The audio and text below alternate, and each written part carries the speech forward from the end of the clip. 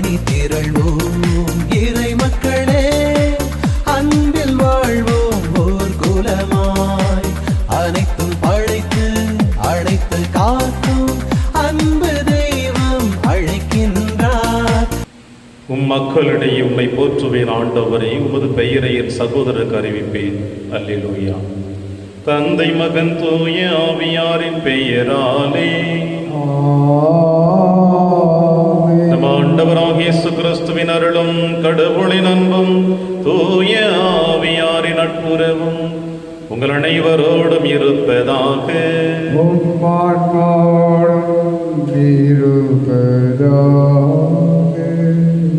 உண்மையை வழிநடத்தும் ஆவியானவர் உங்களை வழிநடத்துவார் என்று ஆண்டவர் இயேசு கிறிஸ்து நற்செய்தி வாசகத்தின் வழியாக நமக்கு வாக்கு கொடுக்கின்றார்.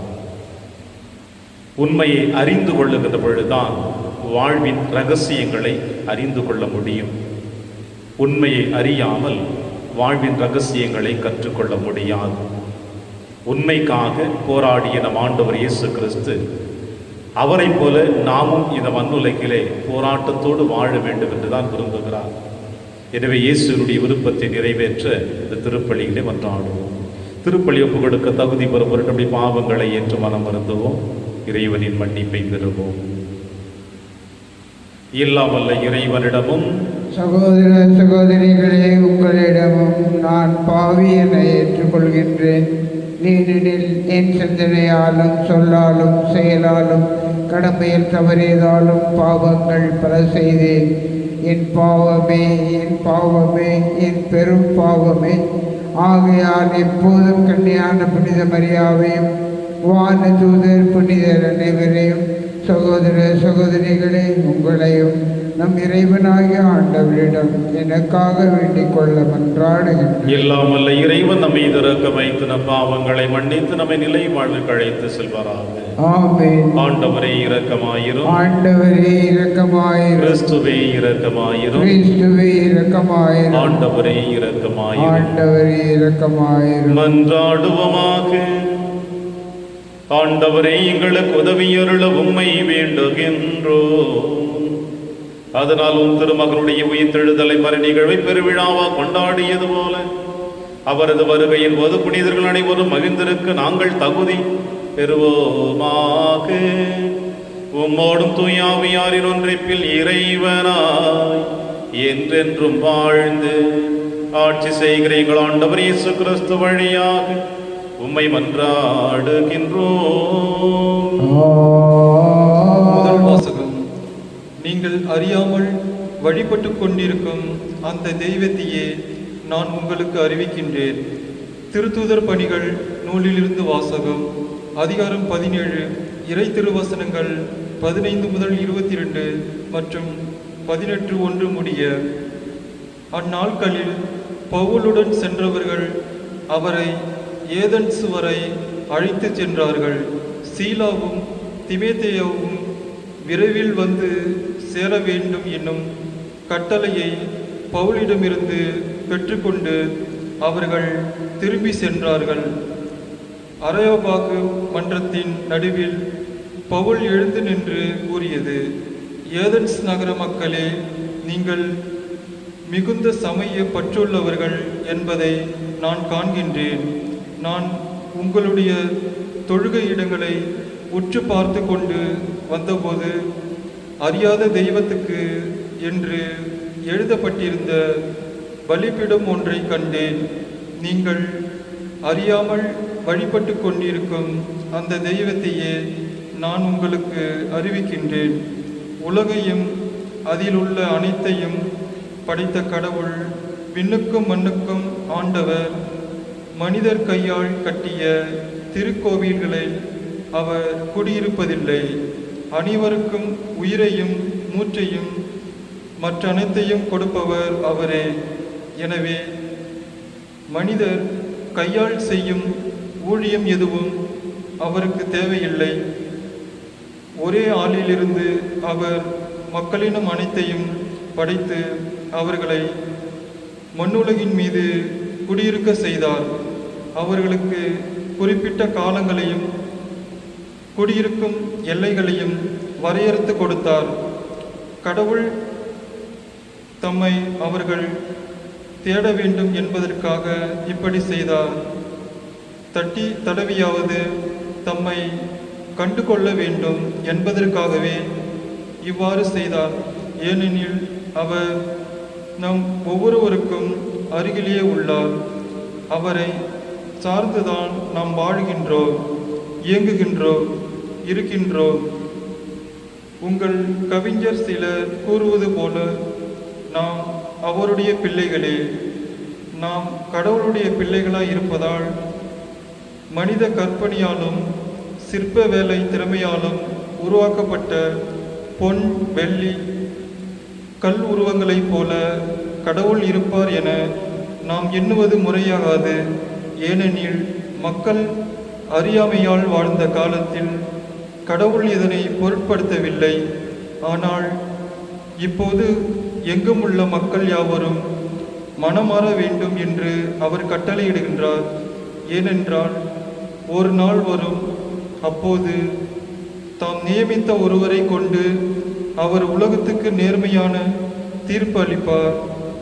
இறந்த அவரை உயிர்த்தெழச் செய்ததன் வாயிலாக இந்நம்பிக்கை உறுதியானது என எல்லாருக்கும் தெளிவுபடுத்தினார்.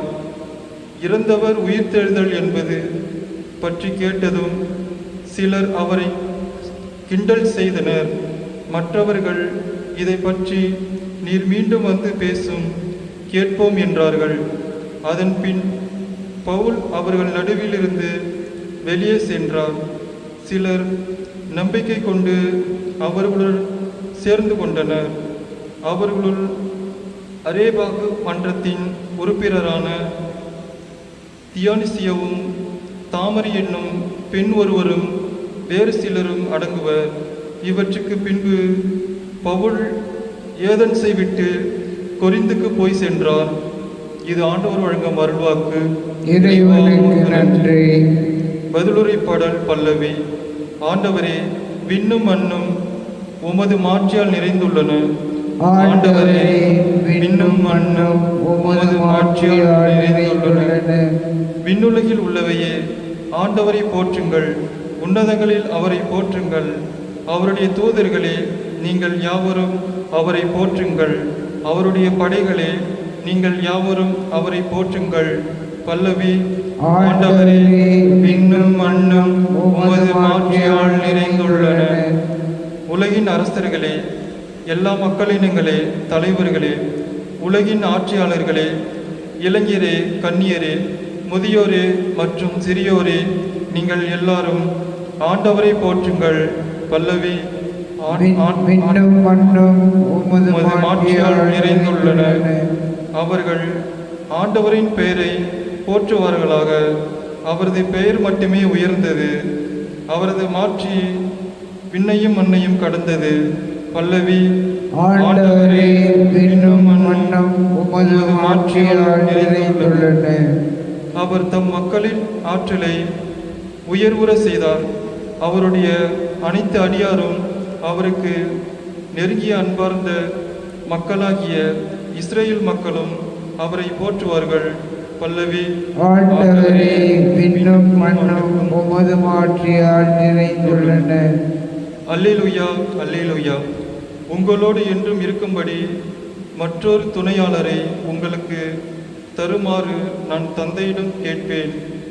தந்தை அவரை உங்களுக்கு அருள்வார். அல்லேலூயா. ஆண்டவர் உங்களோடு இருப்பாராக. உம் ஆன்மாவோடும் இருப்பாராக. தூய யோவான் எழுதிய பரிசுத்த நற்செய்தியிலிருந்து வாசகம். ஆண்டவரே, மாட்சி உமக்கே. இயேசு தம் சீடரை நோக்கி கூறியது, நான் உங்களிடம் சொல்ல வேண்டியவை இன்னும் பல உள்ளன, ஆனால் அவற்றை இப்பொழுது உங்களால் தாங்க இயலாது. உண்மையை வெளிப்படுத்தும் தூய ஆவியார் வரும் பொழுது அவர் முழு உண்மையை நோக்கி உங்களை வழிநடத்துவார். அவர் தாமாக எதையும் பேச மாட்டார், தாம் கேட்பதையே பேசுவார். வரப்போகிறவற்றை உங்களுக்கு அறிவிப்பார். அவர் என்னிடமிருந்து கேட்டு உங்களுக்கு அறிவிப்பார். இவ்வாறு அவர் என்னை மாட்சிப்படுத்துவார். தந்தையுடையவை யாவும் என்னுடையவையே, எனவேதான் அவர் என்னிடமிருந்து பெற்று உங்களுக்கு அறிவிப்பார் என்றேன். ஆண்டவரின் அருள்வாக்கு. கிறிஸ்துவே உமக்கு புகழ். உண்மையை வெளிப்படுத்தும் தூய ஆவியார் வரும் பொழுது முழு உண்மையை நோக்கி உங்களை வழிநடத்துவார். கிறிஸ்து இயேசுவில் பிரியமான அன்புமிக்க சகோதர சகோதரிகளே, தந்தை, மகன், தூய ஆவியார் இவர் மூவருக்குள்ளும் இருக்கின்ற அன்பு, வழிநடத்துதல், உண்மை இன்றைய நற்செய்தி வாசகத்தின் வழியாக ஆண்டவர் நமக்கு வெளிப்படுத்துகிறார். தந்தையிடமிருந்து பெறுகின்ற ஞானத்தை ஆண்டவர் இயேசு கிறிஸ்து நம்மிடம் கொடுக்கின்றார். மகனிடமிருந்து பெறுகின்ற உண்மையை வழிநடத்தக்கூடிய ஆற்றலை தூய ஆவியானவர் நமக்கு கொடுக்கின்றார். இந்த மூவொரு இறைவனும் தங்களுக்குள் இருக்கின்ற உறவு பாலத்தை எந்த விதத்திலும் மாசுபடாமல் தூய்மையாக, புனிதமாக இந்த மண்ணுலகில் அவர் சாயலாக படைக்கப்பட்ட நமக்கு கொடுத்து கொண்டிருக்கிறார்கள். உண்மையை வெளிப்படுத்தும் தூய ஆவியார் வரும் பொழுது முழு உண்மையை நோக்கி உங்களை வழிநடத்துவார் என்று சொல்லுகின்ற பொழுது, உண்மை இந்த மண்ணுலகில் மறைத்து கொண்டிருக்கின்ற ஒரு நிகழ்வு. இருள் ஆட்சி செய்யக்கூடிய உலகத்தில் வாழ்ந்து கொண்டிருக்கின்ற ஒவ்வொரு மனிதனும் இந்த உண்மைக்கு புறம்பாக வாழ்ந்து கொண்டிருப்பதை நாம் காணுகின்றோம். ஏன் ஒரு சில நேரங்களிலே நீங்களும் நானும் கூட இந்த உண்மைக்கு புறம்பாக வாழ்ந்து கொண்டிருக்கின்ற வாழ்க்கையை நாம் வாழ்ந்து கொண்டிருக்கின்றோம். காரணம் என்னவென்றால், நம்முடைய உயிரை பாதுகாத்துக் கொள்ள வேண்டும். இன்னும் ஒரு சில நாட்கள் இந்த மண்ணுலகிலே வாழ வேண்டும். இந்த உலக ஆசைகளுக்கு மத்தியிலே என்னை இணைத்துக் கொள்ள வேண்டும். சிற்றின்பங்கள் இப்படி அனைத்திலும் என்னுடைய வாழ்வு இணைத்துக் கொண்டு வாழ வேண்டும் என்பதற்காக உண்மையை மறைத்து பொய்மையை வெளிப்படுத்தி அதற்கு சாயம் பூசி நாம் அனைவரும் நல்லவர்கள் என்கின்ற வாழ்க்கையை வாழ்ந்து கொண்டிருக்கின்றோம். எனவே ஆண்டவர் இயேசு கிறிஸ்து சொல்லுகிறார், உண்மையை வெளிப்படுத்தக்கூடிய ஆவியானவர் வரும் பொழுது அவர் உங்களை உண்மையை நோக்கி வழிநடத்துவார். பிரியமான சகோதர சகோதரிகளே, வரலாற்று பின்னணிகளை நாம் சற்று புரட்டி பார்த்தோம் என்றால், ஏன் ஆண்டவர் இயேசு கிறிஸ்துவினுடைய பாடுகளின் மரணத்தின் பொழுதும், அவர் கல்லறையில் அடக்கம் செய்யப்பட்ட பிறகும், உயிர்த்தெழுந்த பிறகும், விண்ணகம் சென்ற பிறகும் சீடர்களுடைய வாழ்க்கை எப்படி இருந்தது என்று சிந்தித்து பார்ப்போம்.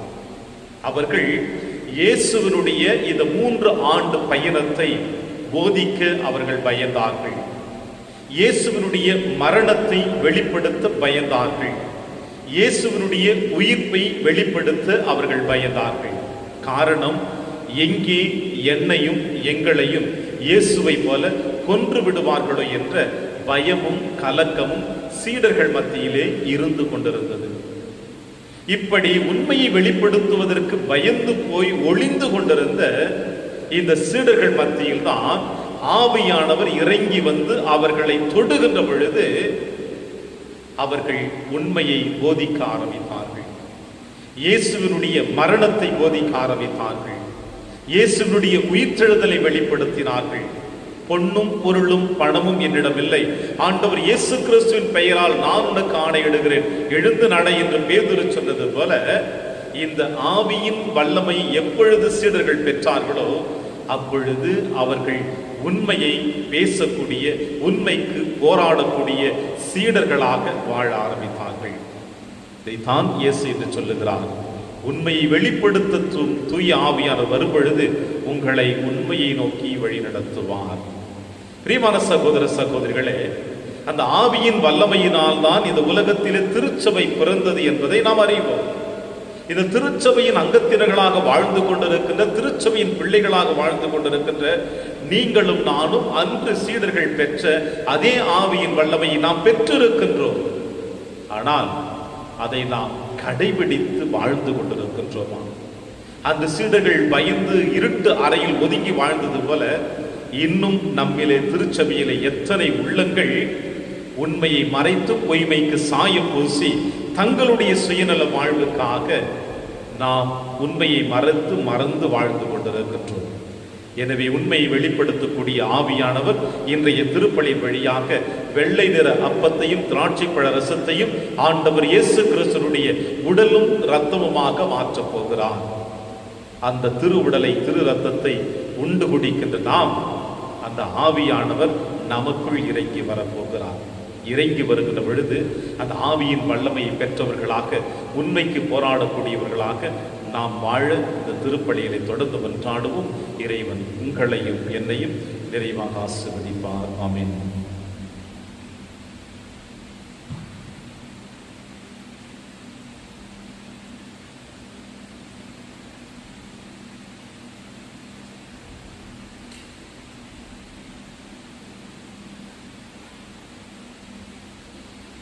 ஆண்டவரை அனைத்துலகின் நிறைவானில் வாழ்த்த பெறுவீராக. ஏனெனில் வல்லமையிலிருந்து நாங்கள் அப்பத்தை பெற்றுள்ளோம். நிலத்தின் விளைவு மனித உழைப்பின் பயன்மான அப்பத்தை மக்கப்பு கொடுக்கிறோம். இது எங்களுக்கு வாழ்வளிக்கும் அப்பமாக மாறும். இறைவன் என்றென்றும் வாழ்த்து பெறுவாராக.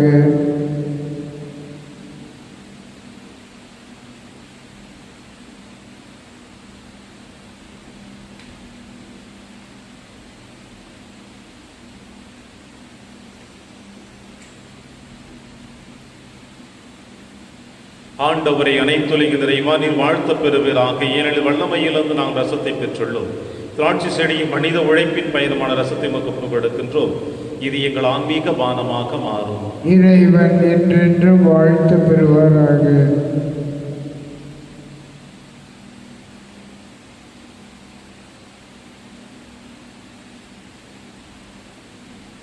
சகோதர சகோதரிகளை, என்னுடையதும் உங்களுடையதுமான இப்பலி எல்லாமல தந்தையாக இறைவனுக்கு ஏற்றதாகும்படி செவியுங்கள். ஆண்டவர் தமது பெயரின் புகழ்ச்சிக்காகவும் மாட்சிக்காகவும் நமது நன்மைக்காகவும் புனித திரு அவை அனைத்து நலனுக்காகவும் உமது கையிலிருந்து இப்பலியை ஏற்றுக்கொள்வாராக. இறைவா, இந்த பலியில் வணக்கத்துக்குரிய பரிமாற்றத்தால் எங்களை உமது உன்னதமான ஒரே இறையல்பில் பங்கு பெற செய்திட உம்மை வேண்டுகின்றோம். அதனால் உமது உண்மை அறிந்து கொண்ட நாங்கள் அதை தகுதியான செயல்களால் எமதாக்கிக் கொள்வோமாக. எங்கள் ஆண்டவராகிய கிறிஸ்து வழியாக உம்மை மன்றாடுகின்றோம். ஆண்டவர்களோடு இருப்பாராக. ஆன்மாவோடும் இருப்பாராக. இதயங்களை மேலே எழுப்புங்கள். ஆண்டவரிடம் எழுப்பியுள்ளோம். இறைவனாகிய ஆண்டவருக்கு நன்றி கூறுவோம். அது தகுதியும் நீதியுமானது. ஆண்டவரை எக்காலத்திலும் உம்மை புகழ்ந்துரைப்பதும் எல்லாவற்றுக்கும் மேலாக எங்கள் பாஸ்காவாகிய கிறிஸ்து பலியான இச்சிறப்பான காலத்தில் உம்மை இன்னும் மிகுதியாக வாழ்த்தி போற்றுவதும் மெய்யாகவே தகுதியும் நீதியுமாகும். எங்கள் கடமையும் மீட்புக்குரிய செயலுமாகும். கிறிஸ்து தம் திரு உடலை ஒப்புக்கொடுத்து சிலுவையில் மெய்யான பலியில் முற்கால பலிகள் நிறைவு பெற செய்தருளினார். எங்கள் மீட்புக்காக அவரிடம் தம்மையை கையளித்த போது அவரை உருவாகவும் பலிப்பீடமாகவும் செவ்வரியாகவும் விளங்கினார். ஆகவே பாஸ்கா மகிழ்ச்சி பொங்க அனைத்துலகின் மாந்தர் அனைவரும் மக்களிக்கின்றனர். அவ்வாறே ஆற்றல் மிக்கோரும் அதிகாரம் கொண்ட தூதர்களும் உமது மாட்சியை புகழ்ந்து பாடி முடிவின்றி சொல்லுவதாவது: தூயவர் தூயவர் தூயவர், வான்படைகளின் கடவுளாம் ஆண்டவர். விண்ணகமும் மன்னகமும் உமது ஆட்சியால் நிறைந்துள்ளன. உன்னதங்களிலே ஓசன்னா. ஆண்டவர் பெயரால் வருகிறவர் ஆசீர் பெற்றவர். உன்னதங்களிலே ஓசன்னா. ஆண்டவரே, நீர் மெய்யாகவே தூயவர். தூய்மை அனைத்திற்கும் முற்றாகவே உம்முடைய ஆவியை பொழிந்து இக்காணிக்கைகளை தூய்மைப்படுத்த உம்மை வேண்டுகிறோம். இவ்வாறு எங்கள் ஆண்டவர் இயேசு கிறிஸ்துவின் உடலும் இரத்தமுமாக எங்களுக்கு இவை மாறுவனமாக. அவர் பாடுபட உளம் கணிந்து தம்மை கையளித்த போது அப்பத்தை எடுத்து நன்றி செலுத்தி அதை பிட்டு தம் சீடருக்கு அளித்து அவர் கூறியதாவது: அனைவரும் இதிலிருந்து பெற்று உண்ணுங்கள், ஏனெனில் இது உங்களுக்காக கையளிக்கப்படும் என் உடல்.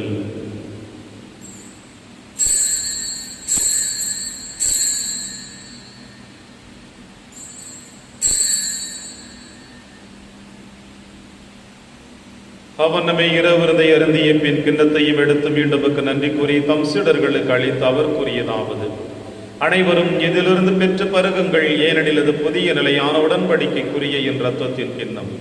இது பாவ மன்னிப்புக்கென்று உங்களுக்காகவும் பலருக்காகவும் சிந்தப்படும். இதை என் நினைவாக செய்யுங்கள்.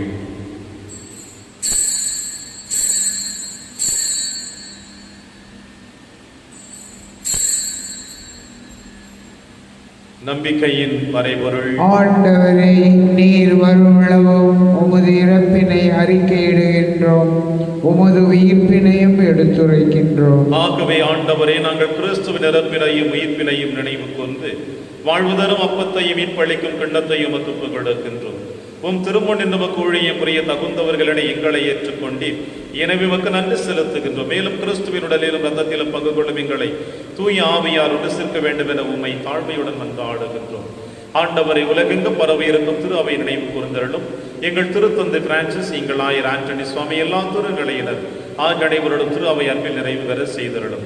மேலும் உயிர்த்தெழும் எதிர்நோக்குடன் துயில் கொள்ளும் எங்கள் சகோதர சகோதரிகளையும் இறந்தோர் அனைவரையும் இரக்கத்துணைவுக்கு திருமகளில் ஏற்றருளும். எங்கள் அனைவர் மீதும் இரக்கமாயிரும்.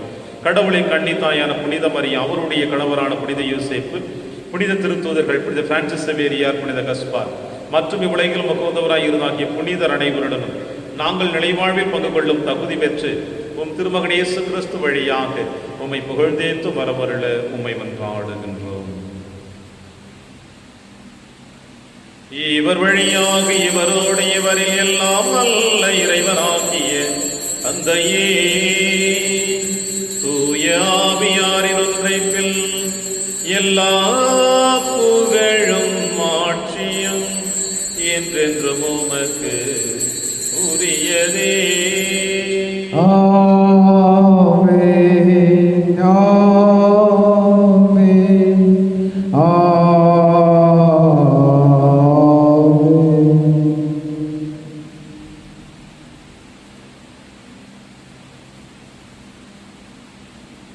மீட்பரின் கட்டளையால் கற்பிக்கப்பட்டு இறை படிப்பினையால் பயிற்சி பெற்ற நாம் அனைவரும் துணிந்து சொல்வோம். விண்ணுலகில் இருக்கிற எங்கள் தந்தையே, உமது பெயர் தூயது என போற்ற பெருக, உமது ஆட்சி வருக, உமது திருவுளம் விண்ணுலகில் நிறைவேறுவது போல மண்ணுலகிலும் நிறைவேறுக.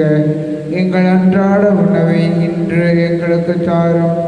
எங்களுக்கு எதிராக குற்றம் செய்வோரை நாங்கள் மன்னிப்பது போல எங்கள் குற்றங்களை மன்னியும்.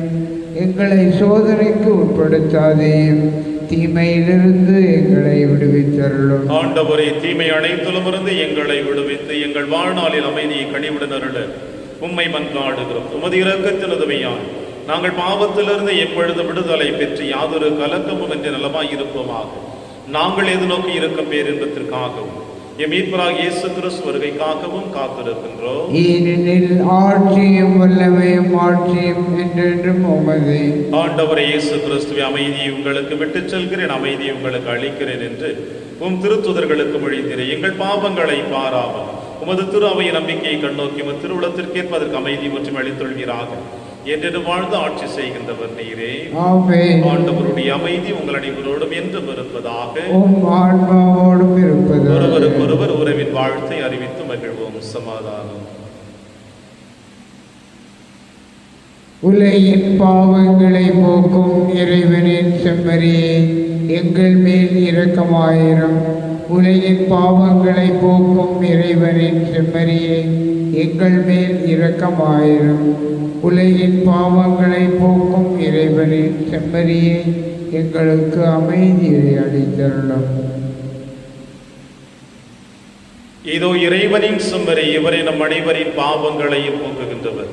செம்மறியின் விருந்திற்கு அழைக்க பெற்ற நாம் அனைவரும் பேறு பெற்றோர். ஆண்டவரே, நீர் என் இல்லத்தில் எழுந்தருள நான் தகுதியற்றவன். ஆனால் ஒரு வார்த்தை மட்டும் சொல்லியருளும், எனது ஆன்மானலம் அடையும். கிறிஸ்துவின் திருவுடலும் திருதும் காத்து நமக்கு நிலையான வாழ்வளிப்பதாக. ஆமென்.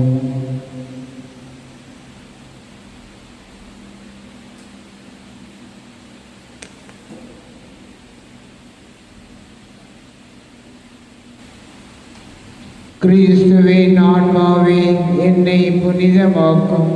கிறிஸ்துவின் திருவுடலே என்னை மீட்டருளும். கிறிஸ்துவின் திரு இரத்தமே எனக்கு எழுச்சியூட்டும். கிறிஸ்துவின் விழாவின் தண்ணீரே என்னை கழுவிடுமே. கிறிஸ்துவின் பாடுகளே என்னை தேற்றிடுமே. ஓ நல்ல இயேசுவே, எனக்கு செவிசாயும். உம் திருக்காயங்களுள் என்னை மறைத்தருளும். உம்மிடமிருந்து என்னை பிரிய விடாதேயும். தீய பகைவிடமிருந்து என்னை காத்தருளும். எனது இறப்பின் வேளையில் என்னை அழைத்தருளும். உம்மிடம் வர எனக்கு கட்டளையிட்டருளும். புனிதர்களோடு எக்காலமும் உம்மை புகழ செய்யும். ஆமென். நான் உங்களை உலகிலிருந்து தேர்ந்தெடுத்து விட்டேன். நீங்கள் சென்று கனி தரவும் நீங்கள் தரும் கனி நிலைத்திருக்கவும் உங்களை ஏற்படுத்தினேன் என்கிறார் ஆண்டவர். அல்லேலூயா. நன்றி கூறி மன்றாடுவோமாக. ஆண்டவரே, விண்ணகம் அரை நிகழ்வுகளால் நீர் நிறைவு பெற செய்த மக்களுடன் கனிவாய் தங்கியிருக்க உம்மை வேண்டுகின்றோ. பழைய நிலையிலிருந்து வாழ்வின் புதிய நிலைக்கு நாங்கள் கடந்து செல்ல செய்வீராக. எங்கள் ஆண்டவராகிய கிறிஸ்து வழியாக உம்மை மன்றாடுகின்றோ. ஆண்டவர் உங்களோடு இருப்பாராக.